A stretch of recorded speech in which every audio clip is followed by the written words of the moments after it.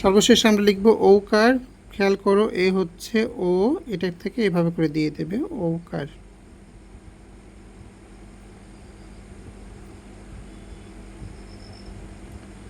তো একটু খেয়াল করো, তো এইখান থেকে একটা একার, তারপর দেখো এটা এইখান থেকে আমি লাল কলম দিয়ে দেখাই, শুধু পার্থক্য এটা এইভাবে দিয়ে দেবে।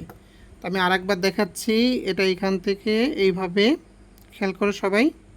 তারপর এটা এইখান থেকে ঠিক এইভাবে করে আমি আবারও দেখাচ্ছি, খেয়াল করো, এটা এইখান থেকে এইভাবে দিয়ে দেবে, বেশি বড় করবে না, ঠিক আছে?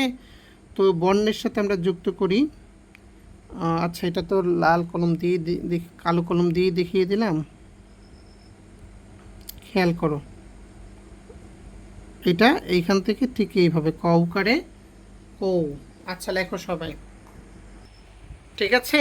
তো যাদের লেখা শেষ হবে তারা হচ্ছে খাতা দেখাবে। খাতা দেখানো হলে তোমরা চাইলে ক্লাস থেকে বেরিয়ে যেতে পারো।